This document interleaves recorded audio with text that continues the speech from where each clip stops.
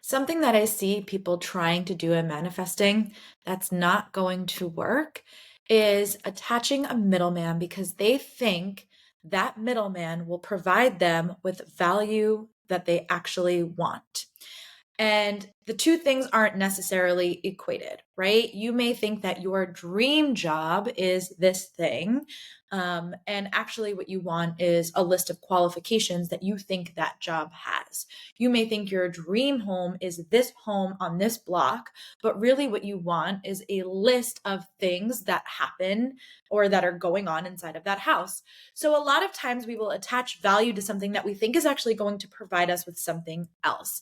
And what we need to do when we're manifesting is cut out the middleman so that we can actually manifest the thing that we want. And this happened yesterday.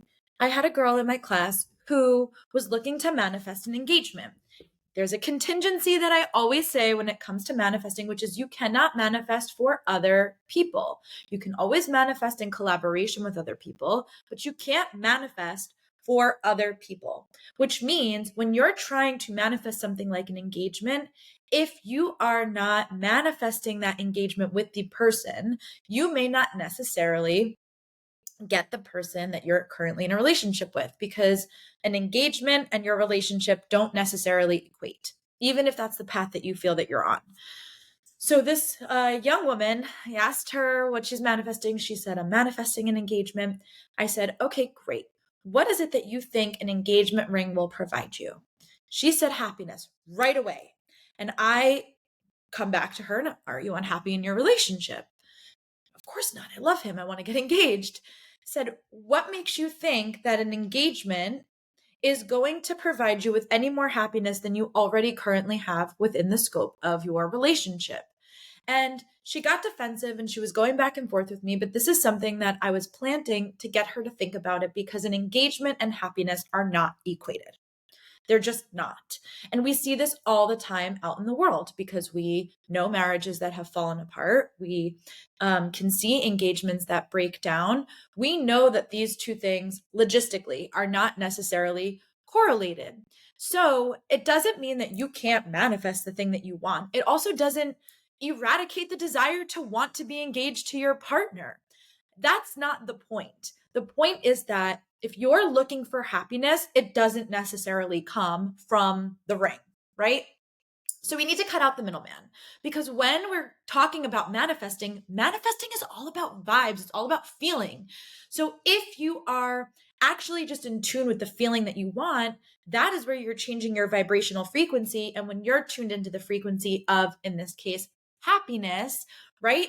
You will get all of the things that you want and not potentially just an engagement, but many other things that are also in the vibration of happiness.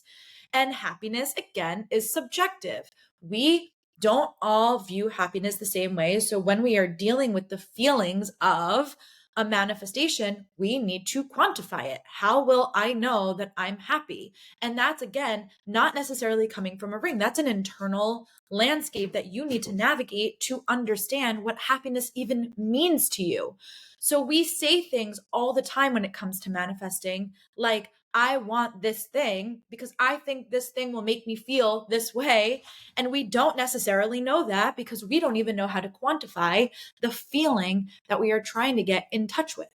I had another young woman, this was a couple months back, who had said to me she also wanted an engagement. And I said, okay, tell me a little bit about your relationship. And she's going on and on. And I said, okay, well, tell me what it is that you think an engagement is going to provide you. It's always my question. An engagement is going to provide you that you do not have in your relationship already. She said stability. I said, you just told me that you were together. They've been together for 11 years. And she said, yeah. And I said, you have been together longer than my parents were married. And when I said that, it sank in for her. And I said, what about that is not stable to you? What does stability then look like if it's not connected to the longevity because you've been together for 11 years? That seems pretty stable to me from the outside looking in. I don't know. I don't know your relationship. So we end up having this conversation and we're going back and forth. And I said, you really shouldn't look at manifesting the relationship. I said, psychologically proven. And this is true for if we're looking at heterosexual relationships to which both of these women were in. Psychologically, women want an engagement for emotional purposes, and men tend towards it getting engaged. Like the marker for that tends to be more around financial stuff. So this is not my own proselytizing. This is like psychologically proven. I can tag some studies if I need to.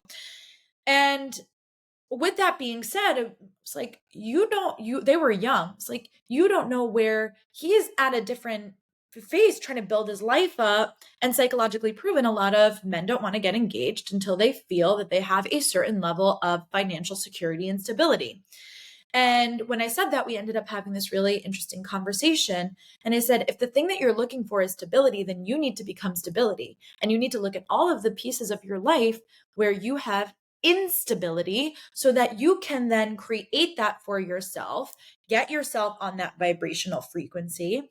And then potentially the invitation for that engagement can come in, especially if you think these two things are correlated. But even between those two women, the engagement that they thought they wanted to manifest was providing them with two very different things.